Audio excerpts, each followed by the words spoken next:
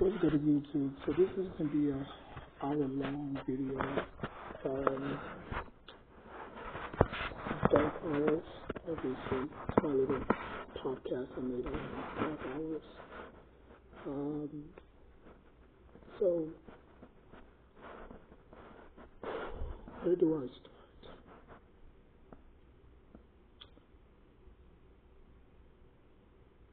Now,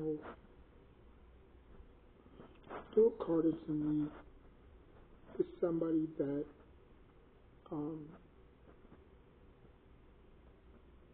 first of all, I'm a New York Giants fan. If you go to my YouTube channel, on my main page, actually not on my main page, on my page, you will see that I'm half New York Giants fan, half Knicks fan, right?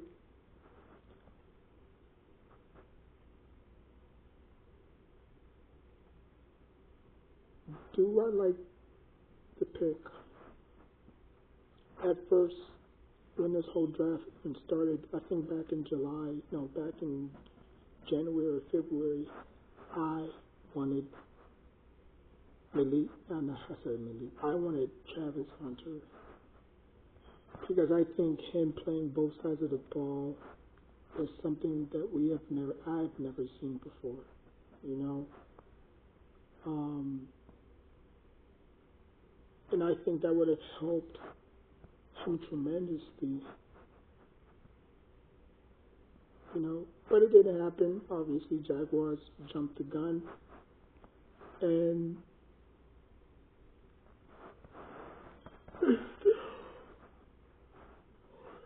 not really stole, but they leapfrogged ahead of us and picked Travis Hunter. Now, obviously, Travis Hunter is from Miami, so he's close to home. You know, it kind of, you know, I was kind of sad when obviously JPP was, you know, traded to Tampa. You know, obviously he's around that area. You know, he has family over there. Sapase, you know what I'm saying? But you know, it kind of hurt because I think the New York Giants gave up on JPP too easy. I think he was still effective. If you go back and watch that game against Tampa, with one arm he was creating havoc. With one arm he was creating havoc. You know, I'm pretty sure if Tom Coughlin was still here coaching, he would have loved JPP. You know, I think those two really struck a bond together. You know, after he blocked that shot to save our season against Dallas, he said, "What a guy, what a guy," you know, and you know, you just don't do that. You know, you just don't do that.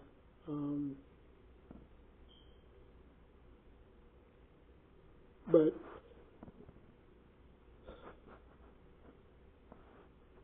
as much as I hated the pick at the time, I kind of settled down, and I watched a ton of film on Abdul Carter. I would probably say one thing about him is he has raw traits, he has raw energy, he has untapped potential. It's not something out of Madden where he has hitting development or some crap like that. Because when JPP was drafted around 2010, he was raw too, you know. But obviously he had vets, he had OC, he had a tuck to kind of, you know, mold them into the right direction. And he became a very good, productive player for us. You know, obviously won a Super Bowl. You know, and I wish he would have came to those. I wish he would have came to camp and do a little speech. But you know, it is what it is. OC. You know, I wish OC would have came to those would have came to camp and said something, you know, a little, you know, motivation, whatever. But looking at his tape, there've been a lot of comparisons to Michael Parsons.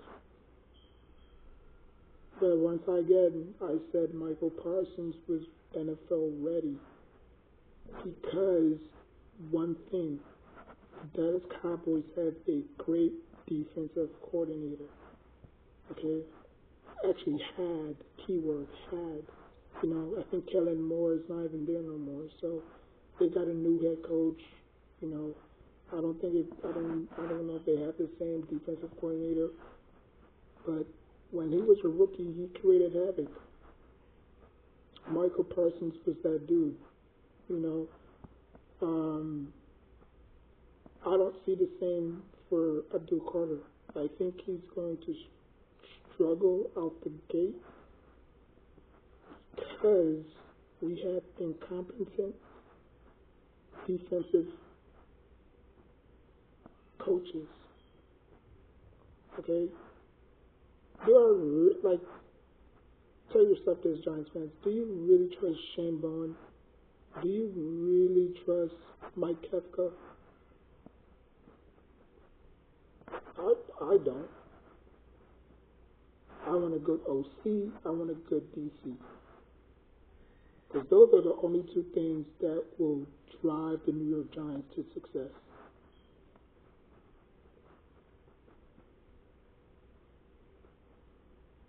Shane Bowen is not Perry Fuel.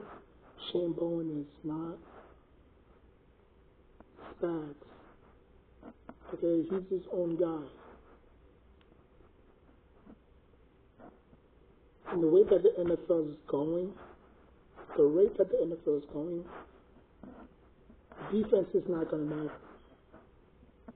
The Giants should have just picked a wide receiver at number 3 if we're going that route. Because the NFL wants a lot of points. You know, the NFL wants a lot of points, and that's just how the NFL is. You know, you think the NFL is going to cater to defense? No. But yeah, defenses might have some splashes here and there. They might have some great plays here and there. But what really drives the NFL is not ticket sales. It's not merchandises. It's points, points, points. Offense, offense, offense. Nobody wants to sit there and watch two defense duke it out. Nobody. I'm a defensive guy, and I can appreciate that. But if this was 21 years ago, okay, good, right? If this was 21 years ago, great. But the way that the NFL is structured now, it's points, points, points, points, points, points, points. This year, you're going to see a lot of points accumulate. You're going to see a lot of points on the scoreboard. It may not be every single game, but to kick off Thursday night, or to kick off the NFL season, Cowboys at Eagles, those two teams might probably put up 40 points each. Or the Eagles might do what the Cowboys did to us a few years ago when they scored 40-plus points. Now, obviously, the Cowboys' defense is somewhat okay. They're not world beaters. I don't think the Eagles are going to put up 40 points on them. But I just think that the way that the NFL is structured now these days, it's easier for receivers to not get hit, you know what I'm saying? Like they used to do back in the day. Well, not really back in the day, but how they used to do it early 2000s. You know, when you had a Troy Polamalu with Ed Reed, You know what I'm saying? You had the Sean Taylor, R.I.P. You don't have to worry about those guys no more. You know, like a CeeDee Lamb can go across the field not knowing that he's not going to get hit. Even though he's going to get hit, but obviously he's going to resort to a flag, helmet to helmet, you know, for 2 yards penalty, you know. So I think sometimes it's going to hurt the defense because the defense is just trying to go out there and do their job, you know. And I think if the referees don't call it, which they will call it, because obviously the NFL, the offense is where their money is at. You know, like nobody cares about defense. The NFL do not care about defense no more. They don't. So you're going to say, well, why do they have DPOY then? Why do we have the Defensive Player of the Year then? Well, that goes to the best defensive player. You know, sacks, strips, interceptions, forced fumbles, tackles for loss, etc., etc. That's why I said in my shorts that I believe that Travis Hunter is going to win that award. Abdul Carr is going to come in probably third or second. He's probably going to come in third because I believe that the Giants are going to start off very slow like they always do. The Giants haven't changed in the last 10 years. The Giants are still the same old Giants. I still feel that aura about them, and I don't care what Madden says. That's a 10-year-old game. Madden 17 or Madden 18, it's a 10-year-old game. Totally different players. You know, like I'm just going what Madden tells me, you know. Like I didn't even touch it. I put it on 5 minutes, let the computer duke it out. I'll show y'all in the fourth. Boom. You know. But I'm gonna ride with that pick. I'm gonna ride with those wins and losses. If Madden says that the Giants are going 11-5, then the Giants are going 11-5. If Madden thinks that the Giants are going to win 5 games in their division, the only loss is probably going to come to week 1 against Commanders. So you mean to tell me that the Giants are going to beat the Redskins, the Eagles twice? They're going to split against, or they're going to sweep the Cowboys, and then they're going to split against the Commanders. So that means 5-1 win, right? I mean 5-1 loss. Now, the last time the Giants went 11-5, they actually lost in the playoffs very bad, 38-13 against the Green Bay Packers. And then on top of that, the last time the Giants won a playoff game was when they had Saquon Barkley, and then after that, they ran into a very good Eagles team. And obviously, a lot of Giants fans was saying, oh, we're going to crush the Eagles. The Eagles don't scare us. And then, what do you know? Boom, they got smacked, you know. So, I'm going to stay with my pick. I'm going to go 11-5. I don't see us having an even worse season, even though there's a lot of speculation that the Giants are going to have a top 3 pick again next year. I hope not. That's not true. I don't care what the schedule is because we always have a hard schedule almost every single year. So what's new there? You know, I think it's how you go out there and capitalize.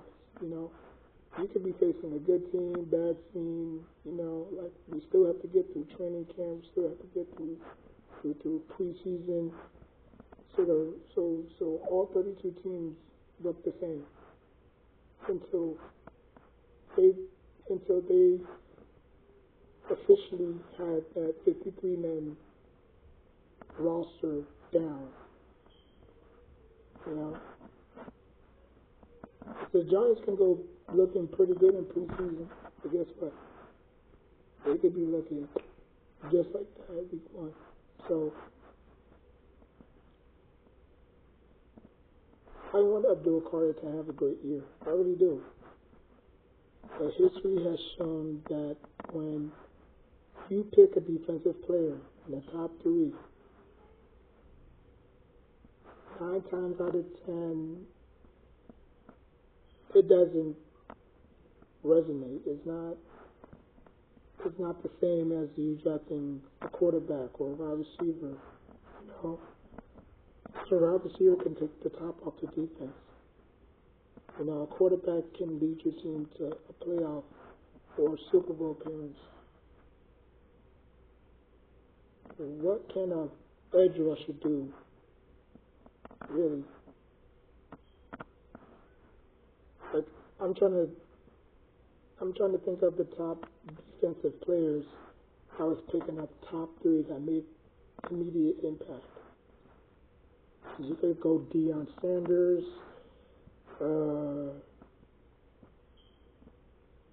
I'm trying to think. Deion Sanders was one. Lawrence Taylor, obviously. I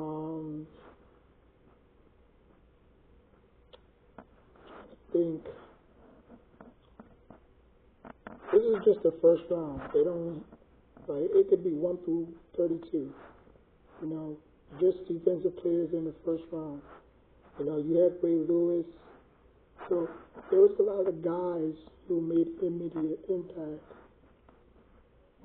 when they got drafted that high. But the thing is, the NFL has changed so much from 2001 all the way until now. The NFL has changed drastically. Drastically, the NFL has changed. The NFL is all about offense, offense, offense. They want to put people in seats. People don't want to pay, what, $9.50, $8.50, $7.50 for tickets. It could be in the nosebleeds, it could be in the stands.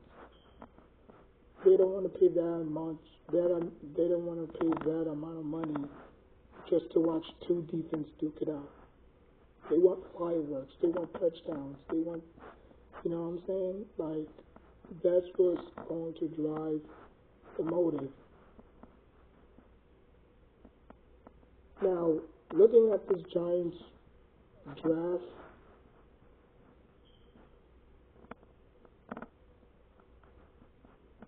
I mean, you can say it's, meh. I mean, it's not the, I mean, I think the Browns, was it the Browns? It was either the Browns or the Jaguars. I believe those two teams had excellent draft classes. But then again, you can have the excellent draft class and none of those players pan out. You know what I'm saying? Like, the Browns had 13 picks. List them all. How you with 13 picks? I don't get it. Like, that's why I say again, like, just because you have a lot of picks don't necessarily mean you know how to utilize those picks. And then on top of that, you have to have the right coaching staff to get the best out of those players. Like, look at who was under Tom Coughlin. You know, look at who was under Jim Foster, R.I.P.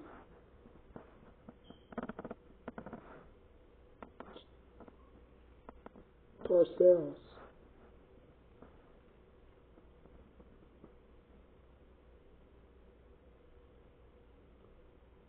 They have very good coaching tree. They have very good coaching staff around them.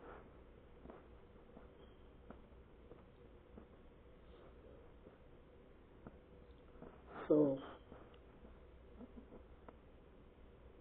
I'm sorry, but Abdul Carter's going to struggle. He'll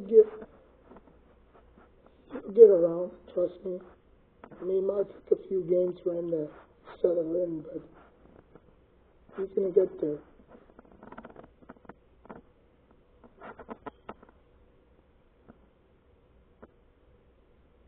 You know? Like, look at Lawrence Taylor, you know? He came into a great situation. Our linebackers are already established.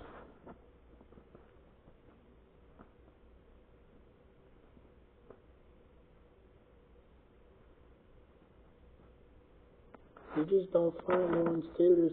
You just don't find a bunch of Lawrence Taylors running around here anymore. You know,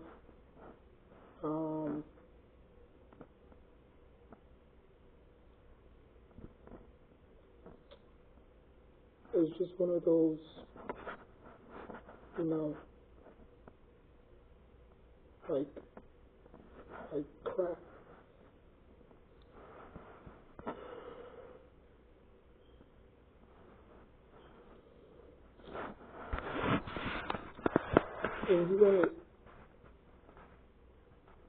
And then you're gonna ask me, okay, why do I think Abdul Carter's gonna struggle?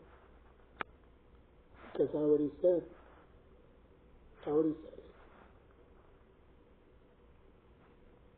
We don't have the great success.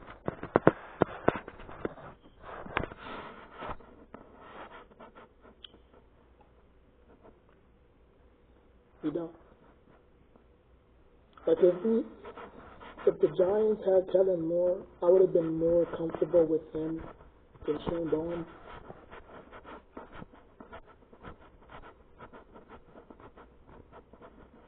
And whoever the linebacking head coach is for the New York Giants.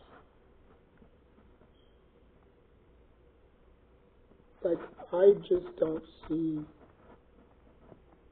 this, because it all ties to the coaching staff. Like, the coaching, they can coach them up as good as they can. You know, it's kind of their job to go out there and execute. It's kind of like the Army. I always view the NFL as going to the Army. You know, you have your cadet, you have your sergeant. You know, they give you a task, you have to go out there and execute. Whether you get killed, whether you blow up your arm, whether you blow up your leg, you have to go out there and execute that plan. It's the same way as the defensive coordinator or offensive coordinator, especially defensive coordinator, the linebacker, head coach. They'll coach you up to the best of their ability, but it's your job to go out there and execute every single Sunday, every single Monday, every single Thursday. 4 o'clock games, 1 o'clock games, Sunday night games. Like, there's a reason why the Giants have a lot of 1 o'clock games. Because they don't view, like, think about it. Like R. Kelly said, use your common sense. How do you think the NFL gave so many primetime games to Odell Beckham Jr. in the draft when the Giants drafted Odell? The Giants had 5 primetime games when we had Odell. When he left, we was back to basic 3. We had a Sunday night, Monday night, and Thursday night. When we got Saquon Barkley, it rose back up again. So it went from 3 to 4. Now that we got Abdul Carter, NFL said, he ain't gonna do crap. We ain't worried about it. He ain't gonna do crap. He's gonna struggle. But you can't say that to a wide receiver, because a wide receiver is must-see TV. Running back, must-see TV. The edge rusher, like, nobody's gonna pay attention to an edge rusher. I don't care how good he is. Look how many primetime games the Cowboys had when they had rookie Michael Parsons. They had a basic 3. They had a Sunday night, Monday night, and Thursday night. That's it.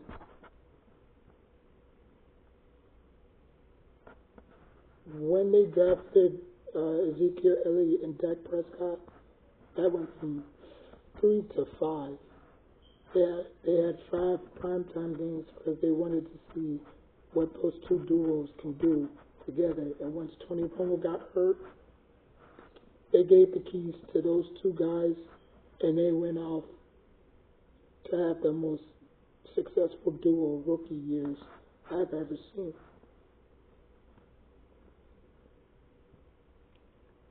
So the NFL values offense more than defense. That's why I said the Giants should have drafted Travis Hunter. Because if the Giants drafted Travis Hunter, you're not only getting him on defense, but you're getting him on offense. And not only that, his jersey sales would go through the damn roof. He's basically number one right now in jersey sales. You know where Abdul Carter is right now? Fifth. He's fifth.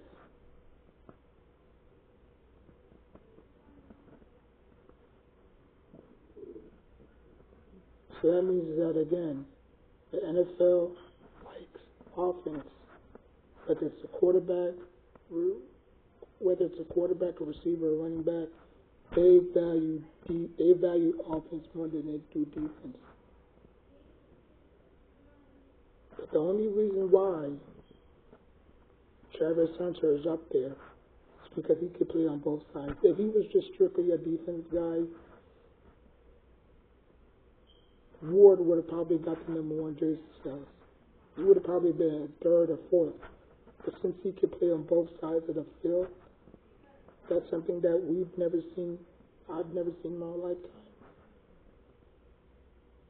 It bumps him up. So he's going to be an automatic week one starter. Like, that's no question. And I wish the Giants would have faced the Jaguars this year. I would have probably bought some tickets and go see them. You know, if I live in Tampa, you know, it's like a 3-hour drive from here. So, but I would have, went down there and go see him, or go up there and go see him. Like the Jaguars have a lot of primetime games. I think they have at least 5 or 6. I just went to go check their schedule. They have 6 primetime games. That is crazy. But the Giants, they have the basic 3. They have a Monday night, Thursday night, Thursday night, and then they got a Sunday night football game against the Chiefs. But yeah, so now he will have a great season. I'm not gonna sit here and say he's gonna have a pedestrian season. He's just gonna struggle a little bit. Nothing wrong with that. He's gonna struggle. Probably week 3 he'll get his foot underneath him. I don't know if the game is moving too fast for him, or because if you look at Michael Parsons' career, if you look at Michael Parsons' rookie year, that boy just got shot off that cannon. You know what I'm saying? Because why? He had a good defensive unit around him. He had great defensive players around him. And on top of that, he had Shannon Moore. No, not Shannon Moore. He had Kellen Moore as his DC. So that helped him even tremendously. Now he's still an effective player. But again, my issue is with this coaching staff. Can they get the best out of Abdul Carter? Now, do I think the Giants are going to have this top five, top three defense? No, I don't. But they're going to have to because I don't believe our offense is there yet.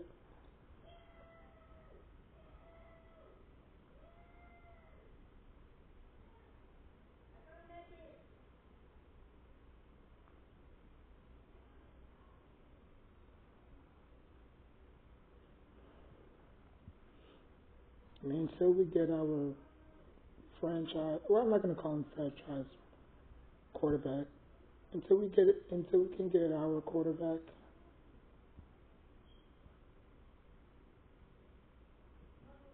I don't see this team going anywhere. I don't care how good the defense is. Now, obviously, last year the Giants did lead the league in sacks last year. I don't see that happening again.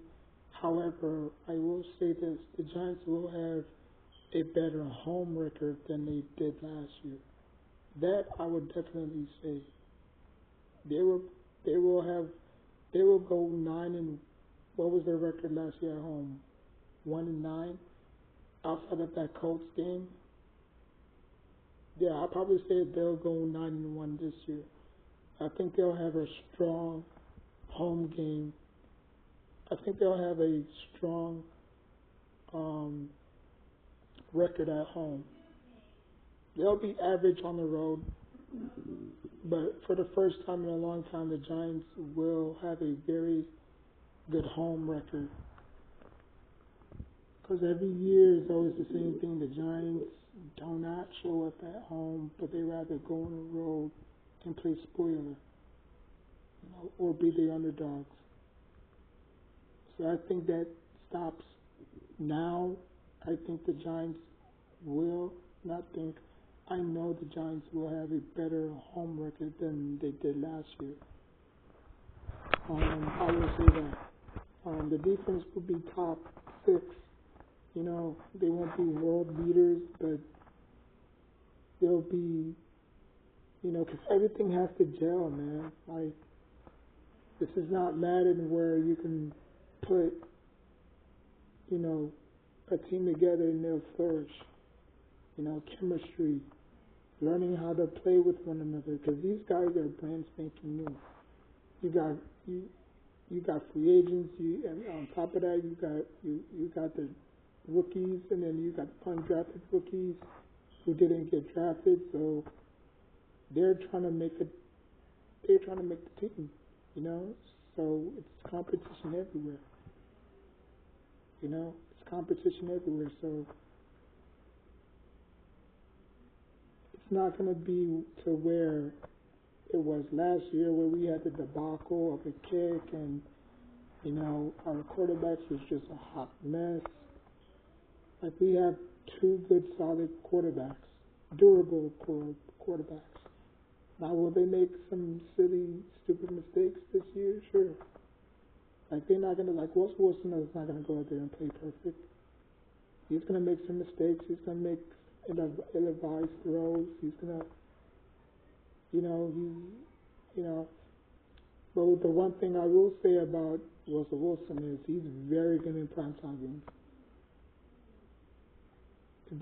If there's one thing in Russell Wilson's career that he's good at, well, he's good at multiple things, but he has never had a losing record in primetime games.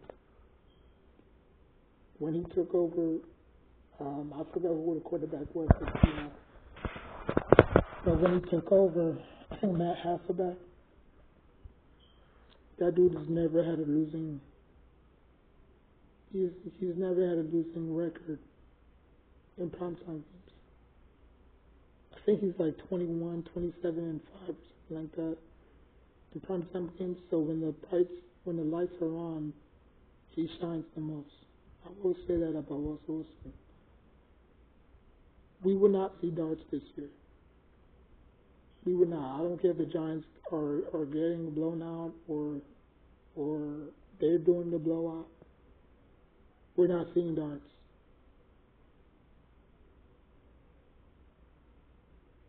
Because that's why you have training camp and that's why you have preseason. That's why you have those events to see where you can get, to see where he is at. Now, there's been a lot of rumors that he's been struggling and this and that. Like, I'll say this: let it out your system now. Let it all out.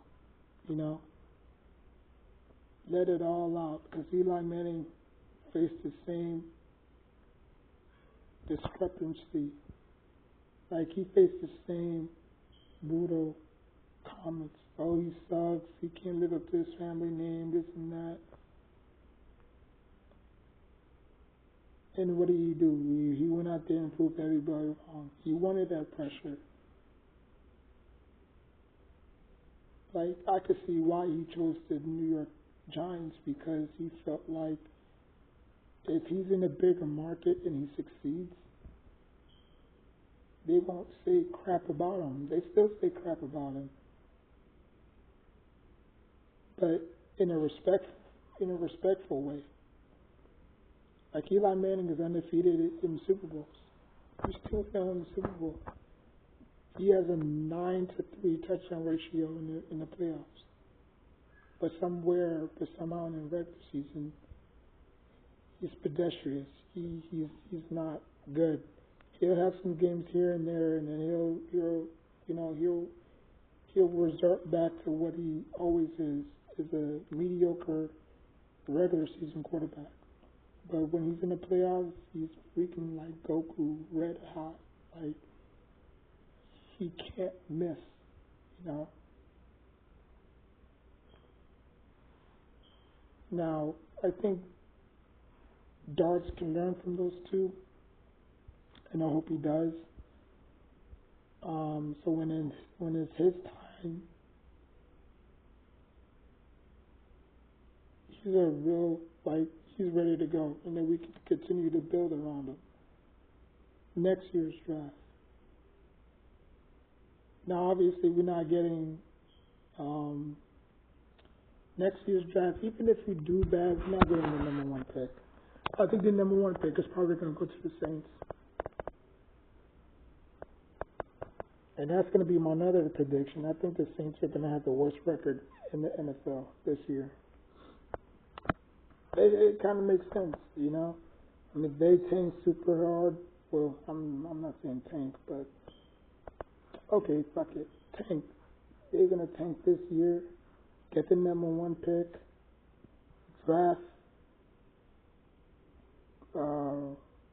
Was like Cooper Manning? No, it's not Cooper Manning. Dang, I forgot his. One of the Mannings. You know what I'm talking about? The Manning from Texas. He's gonna get drafted number one overall. And then, because right now we have our quarterback. Hopefully, knock on wood, or knock on wood, that we have our quarterback next year in Darts. So we don't have to go through this dilemma again. We don't want to be the Cleveland Browns. We don't want to be the New York Jets. We don't want to be the Pittsburgh Steelers. Constantly have to dig for quarterbacks. So hopefully he could just learn.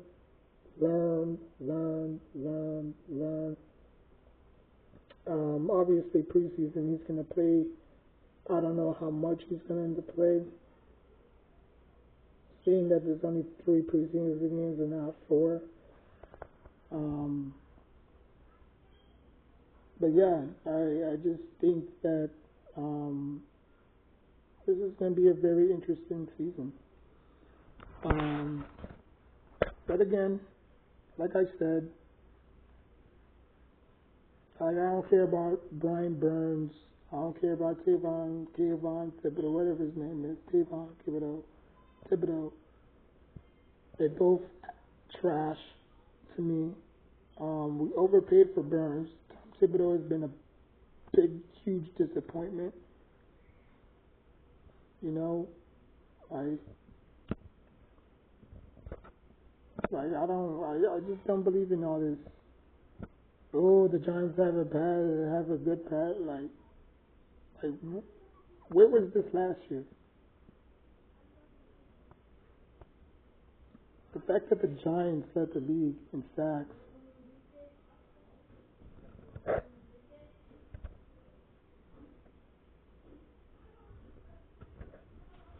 Anyways, whatever.